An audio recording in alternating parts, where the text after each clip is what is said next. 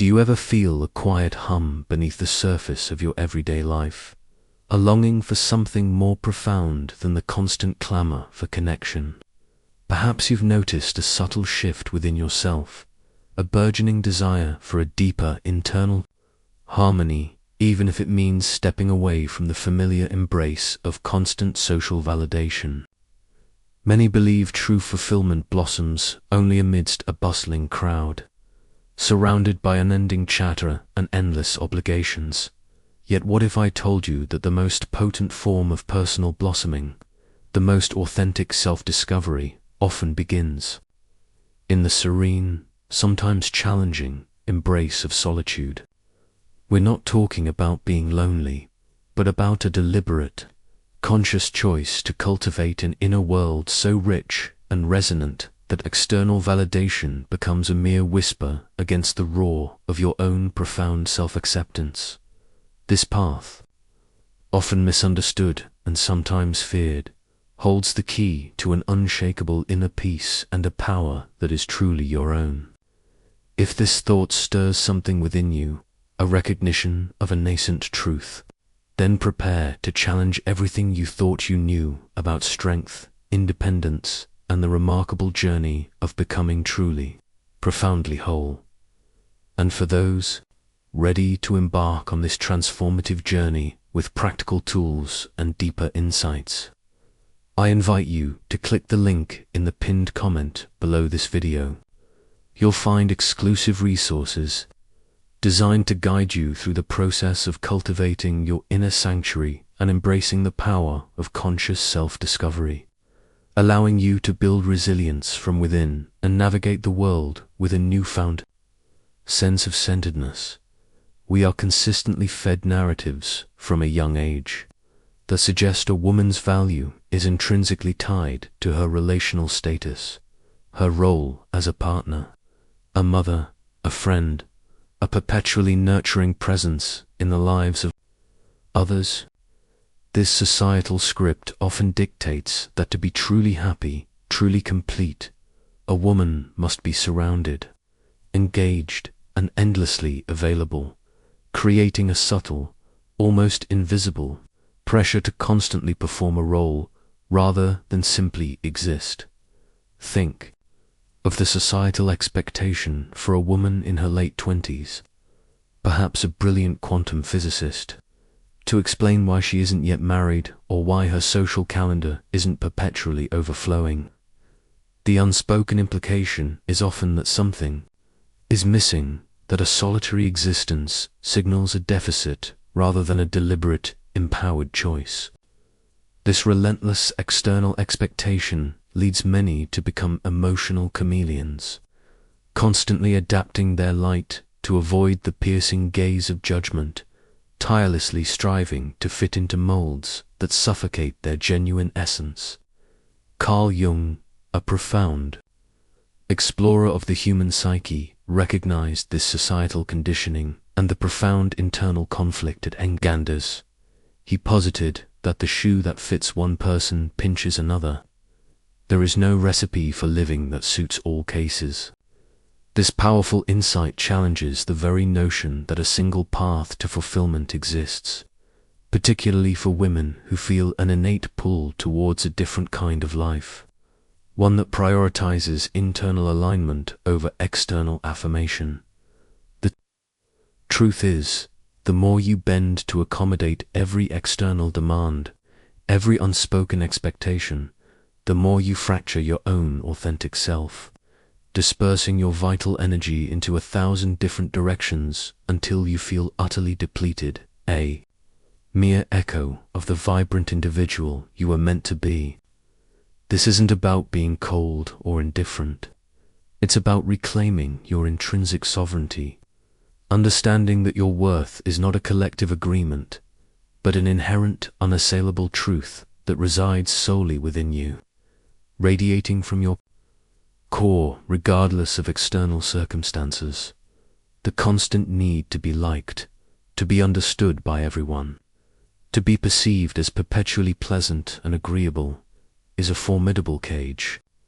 Many women, navigating professions from botanist to software engineer, spend their entire lives inadvertently trapped within this gilded enclosure, sacrificing their authentic desires on the altar of collective approval.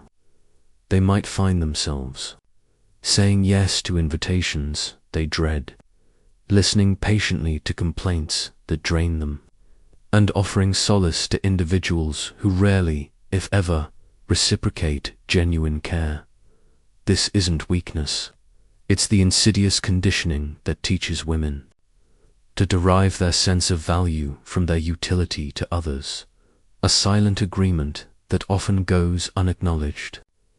Jung illuminated this phenomenon with his concept of the persona, the carefully constructed social mask we wear to gain acceptance, love, and recognition. It is this very persona that fuels your over-availability. You declare, "I'm fine," even when you're suffocating. You respond to messages instantly, despite profound exhaustion. You endlessly explain, justify, and defend yourself as if indebted to the world.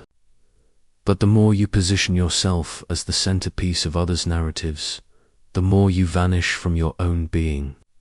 Constant availability is a subtle form of self-abandonment, a disguised pursuit of approval, an evasion of rejection, a desperate attempt to control how others perceive you.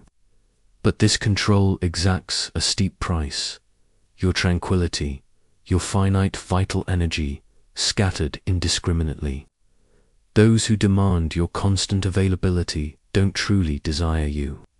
They crave what you provide: validation, companionship, distraction, emotional solace.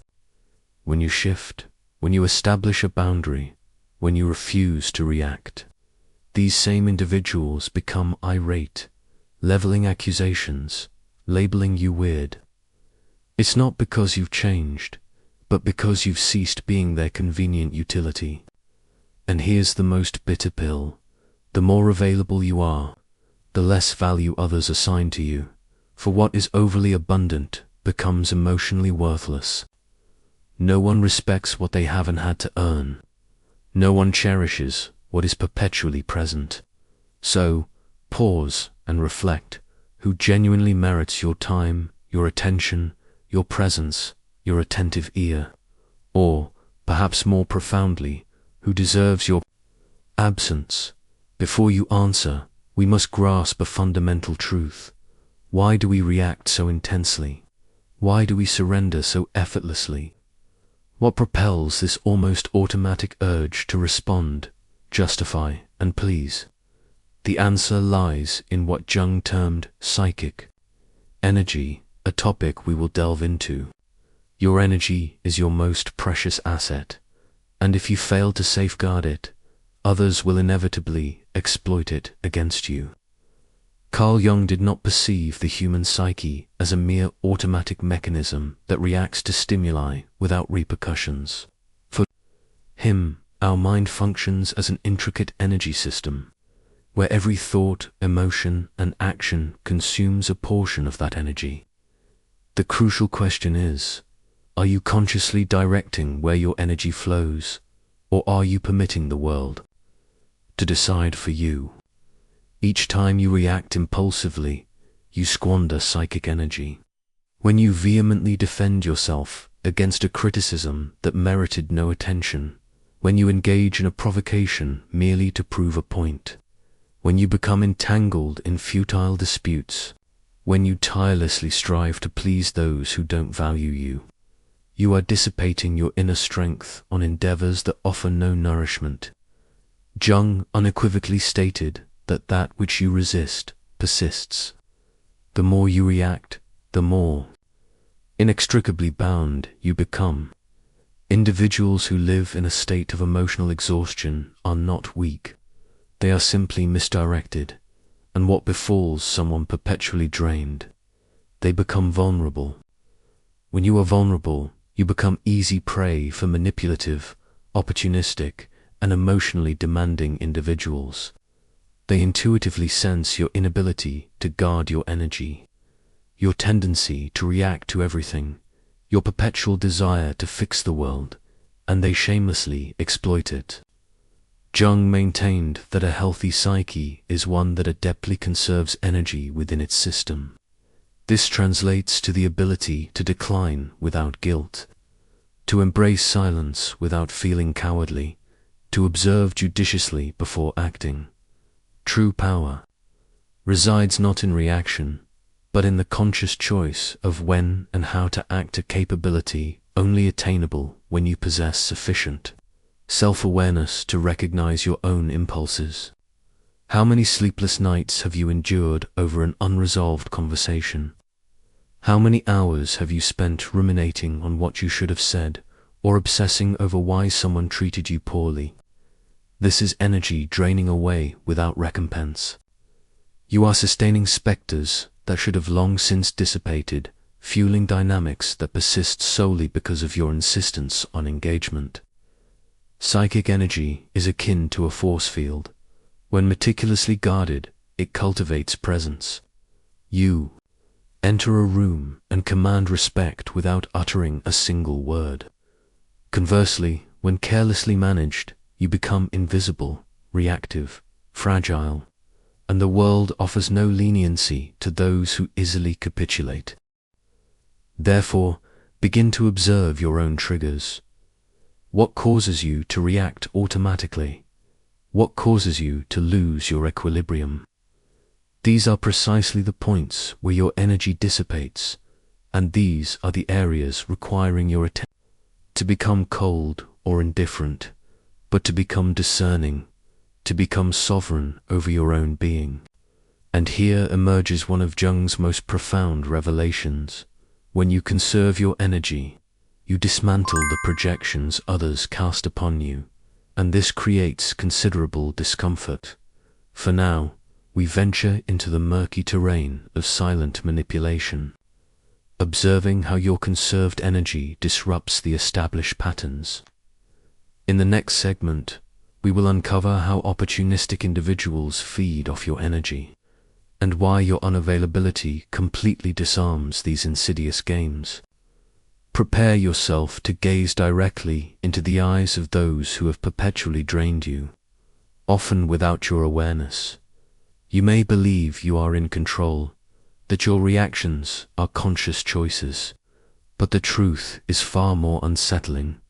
The majority of your emotional responses are deeply ingrained, and those who comprehend this can manipulate you with unsettling ease. Opportunistic individuals do not need to raise their voices, issue threats, or coerce situations.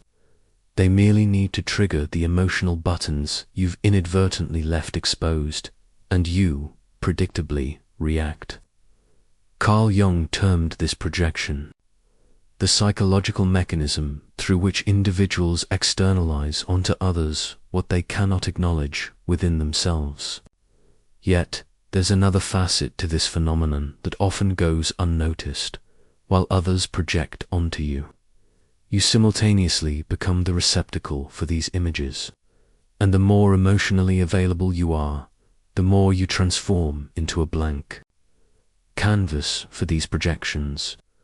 Consider that friend who only reaches out during a crisis, that partner who invariably needs you to rescue their day, that acquaintance who showers you with praise only as long as you serve their purpose.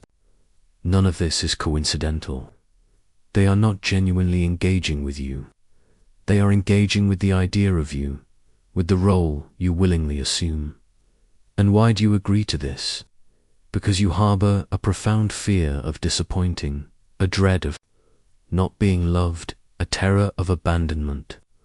The most potent manipulation does not manifest in shouted demands. It unfolds in the silent realm of guilt, when you feel an inexplicable obligation to others, when you believe you must be available, must assist, must understand, even if it hollows you out from within. And here lies the crux. The manipulator doesn't need to control you directly. They simply need you to persist in reacting in the same predictable manner. But when you cease reacting, the game shatters. When you begin to say no, to respond with silence, to withdraw instead of offering. Endless explanations, the projections begin to crumble. The mask they imposed upon you falls away, leaving them profoundly unsettled, for they no longer recognize who you are. Worse, they are now compelled to confront themselves, a prospect many are ill-prepared for. Your unavailability poses a direct threat because it forces others to confront their own internal void. The silence you offer unveils the internal cacophony they desperately seek to avoid. And then comes the inevitable attack, the criticism, the emotional theatrics, not because you are mistaken, but because you have ceased functioning as their convenient mirror. Jung observed, "We do not become enlightened by imagining figures of light, but by making the darkness conscious." When you withdraw, when you stop fueling the cycle, the shadows of others begin to emerge, a sight unbearable for those who have habitually used you as an escape. But are you prepared to navigate the discomfort of being misunderstood, rejected, or even attacked for the sake of self-protection? Are you willing to endure the silence that follows such a rupture? For it is precisely within that silence that a new form of power is forged. The contemporary world is a cacophony of noise. Everyone clamors to be heard, to respond instantly, to triumph in trivial debates, to prove their point, even at the cost of their own inner peace. Yet, there exists a power understood by few and mastered by even fewer. The power of silence. Not the silence born of passivity or cowardice, but conscious, strategic, brutally lucid silence. Silence that is not an absence, but an amplified presence. Jung viewed silence not as a void, but as fertile ground for profound inner transformation. When you cease reacting, you begin to observe, and through observation, you discern patterns that previously escaped your notice. Emotional repetitions, manipulative games, self-sabotaging cycles. Silence cultivates lucidity, and lucidity is perilous for those who thrive on controlling you. Have you observed the panic that seizes some individuals when you don't immediately respond? When you offer no explanation, when you simply vanish? It's not because they miss you, it's because your silence wrests away their narrative control. While you speak, you remain within their game. But when you embrace silence, you fundamentally alter the rules, unsettling anyone whose existence depends on your reaction. True silence is not the absence of voice. It is mastery over one's own energy. It is the resolute refusal to be swept away by another's emotional turmoil. It is the conscious decision not to engage in battles unworthy of your precious energy. Jung asserted that individuation, the intricate process of becoming your authentic self, necessitates this distancing, because only in silence can you truly listen to your own voice, unadulterated by the world's incessant interference. But do not be deluded. Silence comes with a price. It will alienate you from those who valued you solely for the role you played. It will render you incomprehensible to those who perceived you only through the lens of their own projections. It may cause you to appear cold, aloof, arrogant. Yet, all of this is merely a reaction from those who never wished to engage with your depth, only with your utility. And here is the harsh truth. The more you mature, the more discerning you become with your words, for you comprehend that each sentence is an energetic investment, and not everyone merits access to your truth. Sometimes, silence is not retreat, it is sovereignty. It is the language of those who no longer feel the need to prove anything to anyone. Silence is inherently uncomfortable because it compels the other to confront their own thoughts, their own internal cacophony. and this discomfort reveals more about them than any argument you could ever present. You are under no obligation to explain your absence. It explains itself. And those who feel threatened by it merely expose their dependence on your emotional imbalance to maintain their own precarious control. However, the most profound silence is not the one that unnerves others. It is the silence that meticulously reconstructs you from within, the silence that connects you to something far beyond external validation. It is within this sacred internal space, liberated from the demands of others, that you begin to reclaim your vital energy, to reconnect with your authentic essence. And this is precisely what we will discuss next, for it is insufficient merely to eliminate external noise. You must relearn how to consciously harness your energy, to choose where it flows, where it remains, and, most importantly, where it should never be squandered. It is time to cultivate selectivity with your very soul. If you find yourself in the midst of reclaiming your energy and establishing boundaries, I highly recommend my book, Beyond the Shadow. It illuminates Jung's most pivotal insights and provides practical tools to safeguard your energy, establish healthy boundaries, and reconnect with your true self. Observe who attempts to provoke you when you cease reacting. Observe who accuses you of having changed when you finally begin to protect yourself.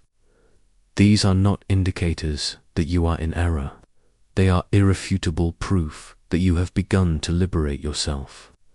Being unavailable is initially uncomfortable. You will experience guilt.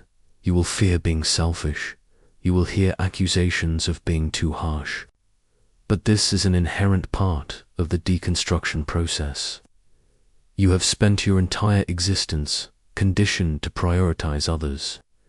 It is natural for such a profound shift to elicit discomfort, not only within you, but within everyone who benefited from your former self. This journey of conscious unavailability is a powerful act of self-love, allowing you to cultivate a deep well of inner resilience that doesn't rely on external approval. It is about building an authentic life where your boundaries are honored, your energy is safeguarded, and your true self can flourish without compromise. Now, tell me in the comments, are you ready to be misunderstood, rejected, or even disliked in the pursuit of your inner freedom? Are you willing to pay the price of being authentically you? If this message resonated with you, if it sparked a realization, then write in the comments, I choose my peace. Let's see how many of you are prepared for this profound transition.